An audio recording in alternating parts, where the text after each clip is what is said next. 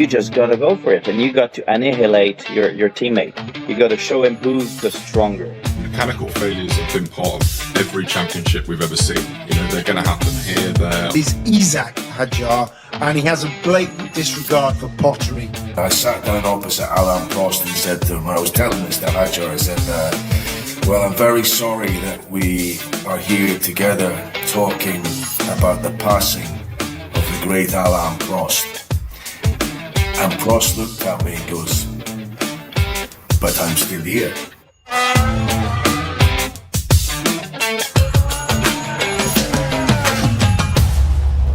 Hello everybody, welcome to this week's F1 show sponsored by Audi. Delighted to say I am joined by Jacques Villeneuve, who was with us all weekend in the Netherlands, Craig Slater, and it's a warm welcome to Callum Nicholas, former Red Bull mechanic, who joins us on the pod to discuss an eventful weekend in Holland and potentially a championship defining weekend after the failure on Lando Norris's car due to an oil leak on the chassis side. We'll come on to that in a few moments' time. The gap is now 34 points, gentlemen. Potentially, if it had continued with the 1-2 and Lando had stayed behind Oscar Piastri, it would have been 16 points. But it now is clean air. And Callum, watching from the outside, I wonder what you made of events. We said at the start we didn't want this championship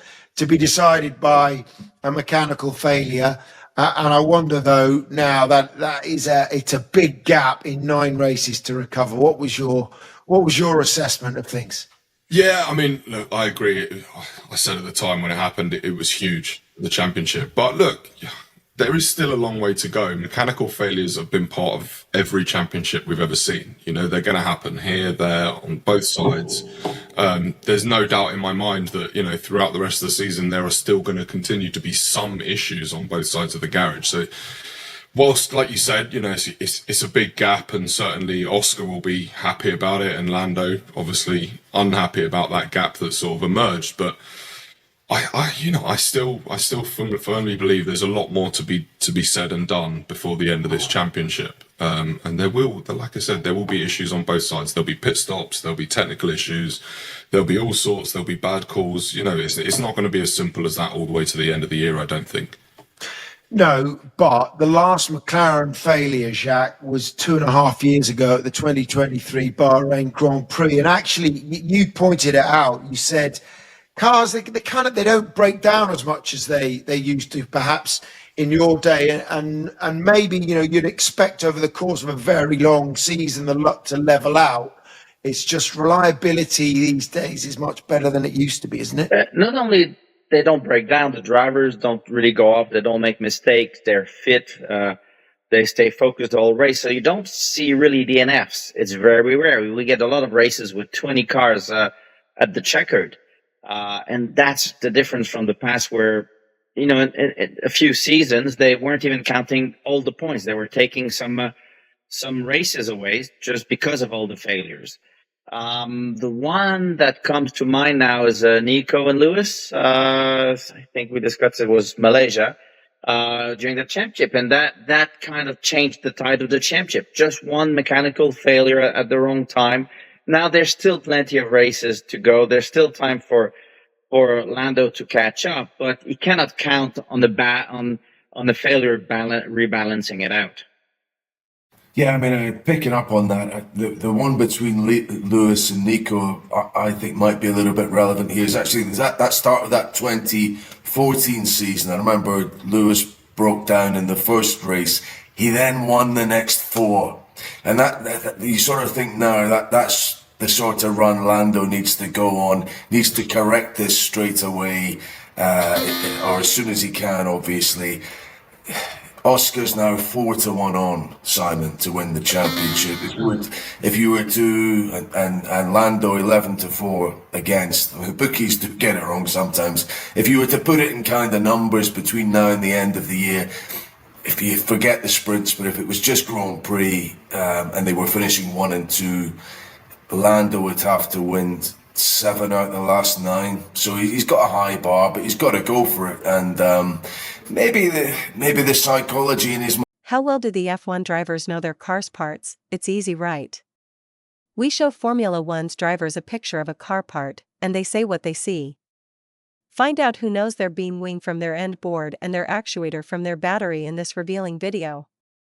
Thank you for your interest in our content. However, all the content of this website, including but not limited to texts, logos, photographic content, audio or video, are reserved rights and property of Impresses EL Debate SADCV, protected by the federal copyright law according to its Article 17, 27, and other applicable.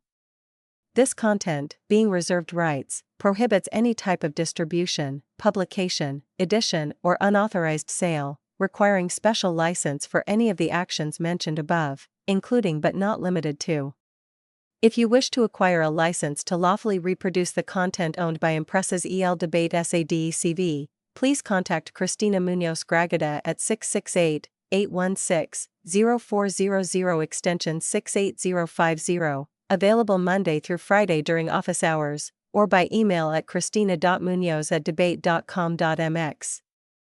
All rights reserved. Copyright Impresses EL Debate SADCV 2025. Lewis Hamilton reveals passing of dog Roscoe as Max Verstappen gets bonus award. Racing News 365 review. Lewis Hamilton has confirmed his dog Roscoe has passed away after an illness. Hamilton communicated last week that Roscoe was in a coma after his heart stopped while being treated for pneumonia. Max Verstappen receives bonus award after Nordschleife GT3 debut victory. Max Verstappen received extra recognition following his performance alongside teammate Chris Lullum at the Nürburgring Nordschleife, with the Red Bull driver earning the Fahrer des Tages Driver of the Day award. Verstappen and Lullum, sharing the number 31 Emile Frey Racing Ferrari 296 GT3, entered last weekend's 9th round of the NLS Series, a GT series held solely at the Nordschleife.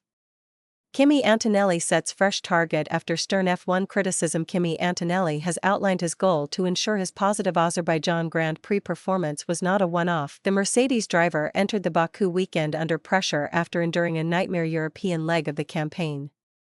Cadillac announced crucial hire of visionary ahead of debut F1 season. Cadillac has confirmed the signing of a major figure it has hailed as a visionary that it is confident will take the fledgling F1 team to the next level. Behind the scenes, Tyler Epp, who served as the president of the Miami Grand Prix since 2022, will lead Cadillac's commercial operations globally in the newly found role of global head of commercial strategy. How well do the F1 drivers know their car's parts? It's easy, right? We show Formula One's drivers a picture of a car part, and they say what they see. Find out who knows their beam wing from their end board and their actuator from their battery in this revealing video. Thank you for your interest in our content. However, all the content of this website, including but not limited to texts, logos, photographic content, audio or video, are reserved rights and property of Impresses EL Debate SADCV, protected by the federal copyright law according to its Article 17.